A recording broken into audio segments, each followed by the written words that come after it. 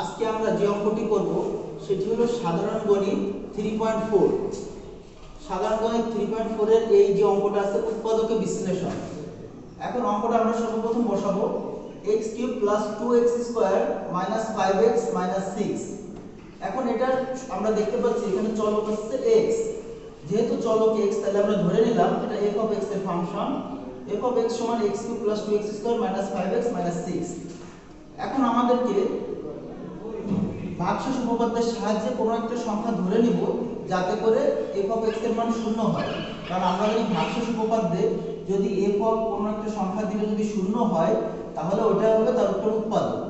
এজন্য আমরা f(x) এমন একটা সংখ্যা বসাবো যাতে করে আমাদের এখানে 0 আসে। এখন ওই সংখ্যাটা কত বসাবো? ওই সংখ্যাটা বসানোর জন্য আমাদের যে লাস্টে যে 6 আছে এই 6 এর উৎপাদকগুলো খুঁজে বের করতে হবে। আমাদের এই 6 এর উৎপাদকগুলো কত কত আছে? +-1 +-2 +-3 +-6 এইগুলো হচ্ছে 6 এর উৎপাদক আছে। তাহলে এগুলোর ভিতরেই আমাদের এই মানটা নিহিত থাকবে। তা আমরা মনে করলাম যে প্রথমে 1 বসাইলাম। 1 বসাইলে 0 হয় না, আমি দেখেছি, এজন্য 1টা হবে না। 2 বসালাম। 2 বসালে দেখতে পাচ্ছি 2³ + 2 * 2² - 5 * 2 - 6 এটা বসালে 0 পাইলাম।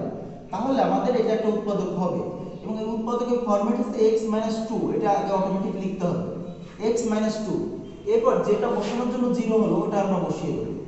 x - 2 ব্র্যাকেটের ভিতরে 2 দিলাম, বা x - 2 হচ্ছে f(x) এর একটি উৎপাদক। এখন এগুলোর ভিতরে আরো অনেকগুলো মান বসাইলেও সেটা 0 হতে পারে, সেগুলো উৎপাদক হতে পারে। উদাহরণ হিসেবে বলতে পারি আমরা যখন f(-1) বসাইছি, f(-1) বসালেও আমাদের আসছে 0।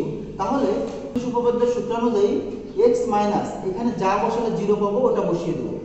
এখানে -1 বসালে 0 পেয়েছিলাম, তাহলে x মাইনাস এর সূত্রে x মাইনাসের সাথে -1 বসাবো। তাহলে এই মাইনাস মাইনাসের প্লাস, তাহলে x + 1 f(x) এর একটি উৎপাদক।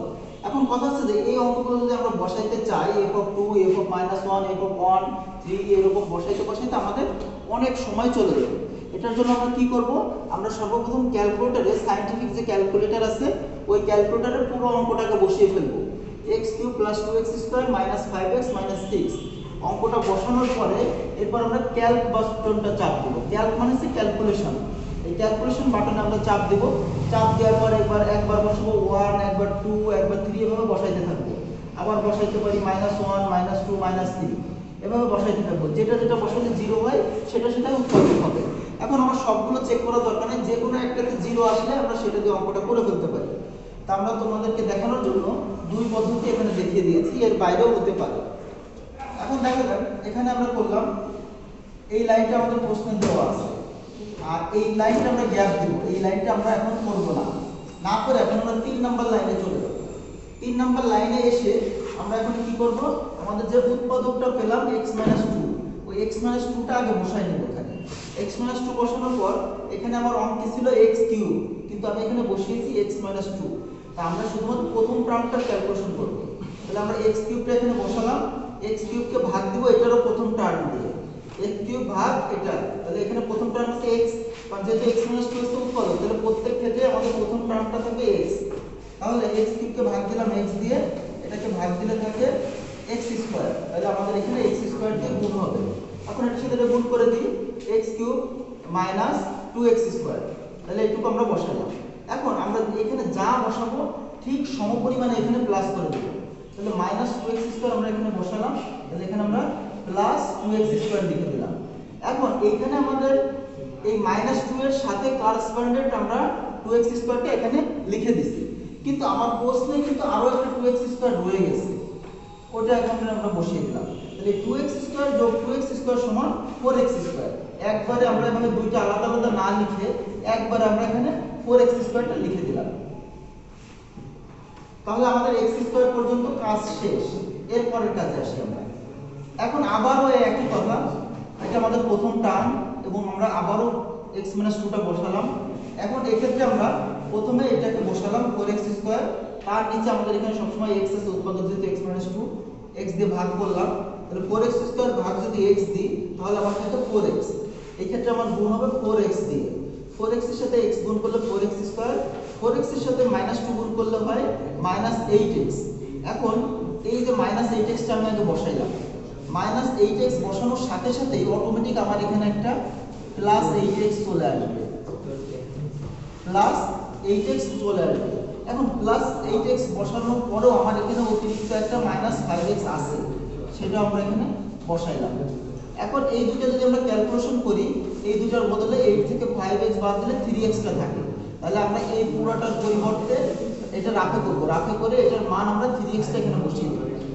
তাহলে আমরা এই লাল কালিতে যেগুলো লিখছি এগুলো কিন্তু প্রশ্নের খাতায় কেউ লিখবা না, এটা জাস্ট বোঝানোর জন্য লিখে দিয়েছি। কালো কালিতে যেগুলো লেখা এটাই উত্তর মূলত।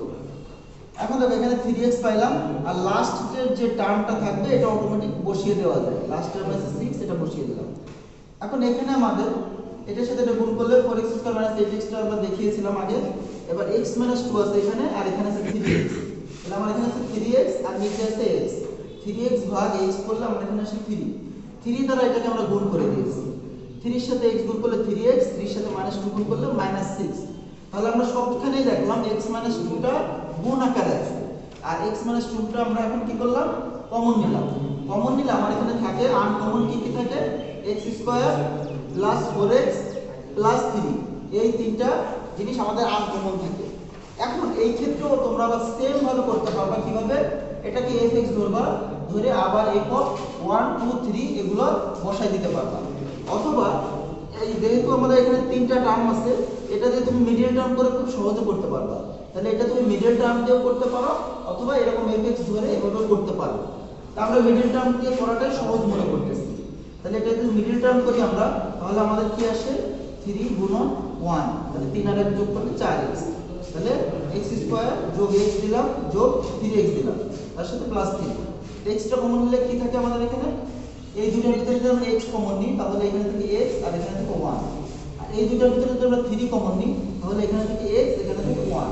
এখন দেখতেছি এই দুটোর ভিতরে আমাদের x - 1 টা কমন আছে, তাহলে x - 1 টা কমন নিলাম, আনকমন থাকলো x + 3, তাহলে এটাই হচ্ছে আমাদের উত্তর। তাহলে আমরা দেখলাম একেবারে একটা সহজ অঙ্ক, এবং এই 3.4 এ যতগুলো অঙ্ক আছে সবগুলো অঙ্কই প্রায় একই নিয়মে। সবগুলো অঙ্ক, একটা অঙ্ক যদি তোমরা ভালো করে বুঝতে পারো সবগুলো অঙ্কই তোমরা করতে পারবা। আবার এইখানে আমার ছাত্ররা করেছে, তানভীর এবং সামির অঙ্কটা করছে।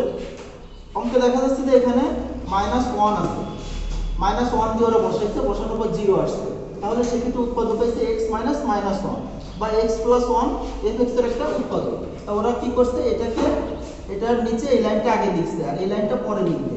তাহলে এই লাইনটা আগে যখন লিখছে, লেখার পরে যেহেতু আমার উৎপাদক x + 1, প্রতি ক্ষেত্রে আগে x + 1 টা লিখে নিতে হবে। এখন আমাদের যদি ক্যালকুলেশন করি, উপরে ছিল x³ আর এখানে আছে আমার x, তাহলে x³ কে x দ্বারা ভাগ করলে থাকে x², তাহলে x² দ্বারা গুণ হবে, x² গুণ x করলে x³ x এর সাথে এটা গুণ করলে x²।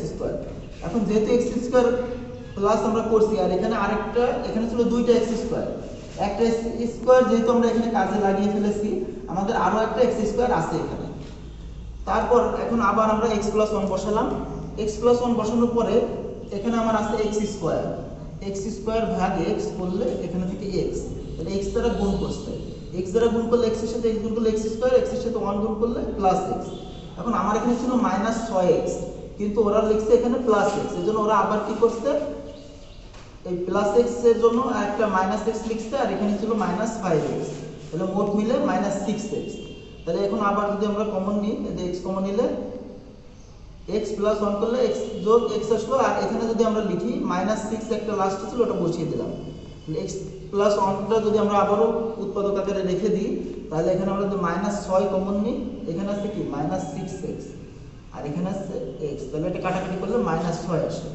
তো এই যে -6 টা আমরা পেলাম, এখানে -6 দ্বারা গুণ করে দিয়েছি, -6x - 6। এখন আমার কমন আছে x + 1 আর কমন আছে x² + x আর আছে -6। এখন এটাকে আবার আমরা এইভাবেও করতে পারি, fx ধরে f কোন একটা কিছু বসায় দেখাবো 0, সেভাবে উৎপাদক আকারে করতে পারি, অথবা মিডল টার্ম করতে পারি। তবে এই সব অঙ্ক সাধারণত মিডল টার্ম করা সহজ, কারণ এখানে অল্প সংখ্যক আছে। মিডল টার্ম করলাম, এটাকে আমরা 3x - 2x, কারণ এখানে 6 আছে, 6 কে ভাঙলে পাই আমরা 3 গুণন 2, তাহলে 3 থেকে 2 বাদ দিলে 1x, তাহলে এখানে মিডল টার্ম করতে 3x - 2x - 6, এখান থেকে x কমন নিছে, কমন নিলে x + 3, এখান থেকে -2 কমন নিছে, নিলে x + 3। 3। তাহলে এখন কমন যেটা x প্লাস 3 বসিয়ে দিচ্ছে, আনকমন x মাইনাস 2 আনকমনটা বসিয়ে দিচ্ছে। এভাবে অঙ্ক করলেও হবে, তুমি যেভাবেই করো অঙ্ক হলেই হবে। ধন্যবাদ সবাইকে।